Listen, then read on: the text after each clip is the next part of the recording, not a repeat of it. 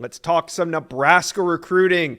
You can tell Husker fans are still buzzing from the big win over Colorado, so much so that I haven't even had a chance to catch up with Sean Callahan of HuskerOnline. They have been having a busy week over on the site, but I got him here today, and in this video, we're going to find out how the win over Colorado has impacted recruiting and who could be the next to commit. Nebraska fans, jump on board, hit subscribe to the On3 Recruit channel. We love talking Nebraska recruiting. We're going to do it all season long, so jump on board and hit subscribe. All right, let's bring in Sean Callahan, HuskerOnline. Now, Sean, Nebraska up to 19 commitments. The last one was a big one. The number one player in the state, linebacker Christian Jones, committed shortly after visiting for the Colorado game. What does this commitment mean for Nebraska recruiting? You know, I think just getting arguably the number one player in the state locked up. Nebraska offered Christian Jones when he was a freshman in high school, and that was the previous coaching staff. So it's been a 4-year courtship for Jones, who is a dynamic all-around athlete, an edge player, a linebacker. He's a top shot put thrower. He runs 10-9 in the 100. I mean, so he's built and does a lot of things at a high level. And he played his cards so close to the vest.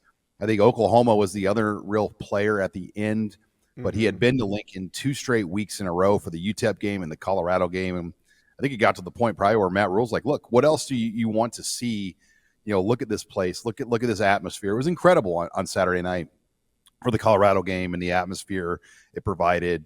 And it's no surprise it yielded a commit from Christian Jones to give them a key in-state player. Not only that, but also a position of need. When you look at this roster, a linebacker spot like he's going to fill is a really big area of need.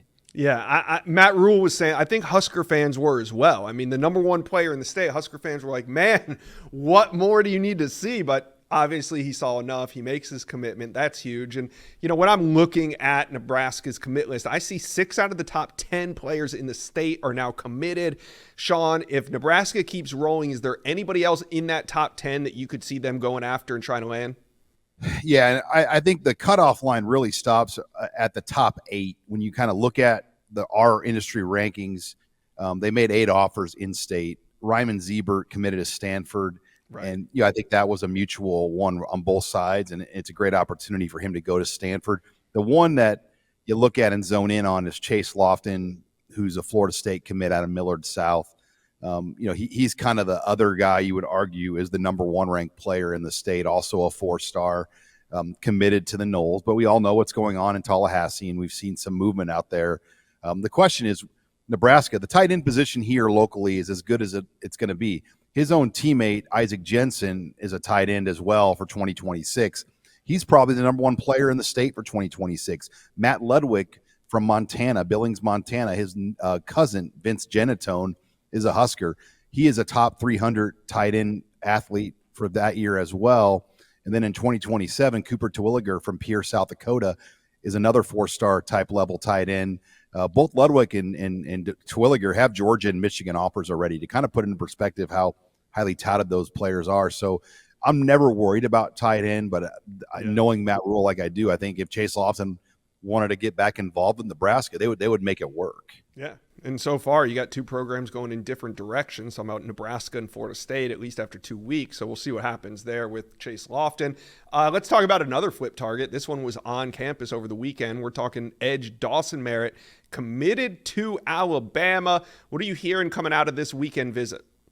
Well, it was a victory to get him here, especially for the atmosphere, because they've had him for a spring game and they've had him for practices and visit weekends, but nothing like this. I mean, this was the peak of being able to sell Nebraska to a player like Dawson Merritt. A night game, Deion Sanders on the other sideline, a dominating performance, a packed house. So it all lined up. And I know Nebraska's definitely got his attention. It's a matter of, what does he ultimately want and what does he see in the end? It's hard to flip a guy like that, because I do think his commitment to Alabama really meant something. He had been to Alabama several times as well. So we'll see where it goes, but you have to watch it closely because he came back to Lincoln, and that should get your attention. Yeah. So big visit there with a major flip target. We'll see what happens. But I mentioned at the top, 19 total commitments in Nebraska's 2025 class. We know we're getting down to the final spots here. What would you consider the biggest need still left to fill for the Huskers? I mean, I would say the biggest need is just more cherries on top. I think an offensive tackle would be great, but more than likely Nebraska's gonna have to go to the portal for that at the end of the year. Bryce Benhart and Turner Corcoran are seniors. Teddy Prohaska's coming off injury, so there's no doubt they would love a tackle. David Sanders would have been a home run because he could have been plugged in as a left tackle on day one. So that to me is a need. Getting a linebacker like Jones was a need in itself. But now I think the need is just finding football players that will make Nebraska better. So Cortez Mills, Dawson Merritt, those are the kind of players. Obviously, Michael Terry III. Those are probably the only 3 targets left out there that I see for 2025. Obviously, we mentioned Chase Lofton too could reemerge if they go back on him and he's back to being interested in Nebraska. Right. So we'll see where that all goes. It's another night game this week.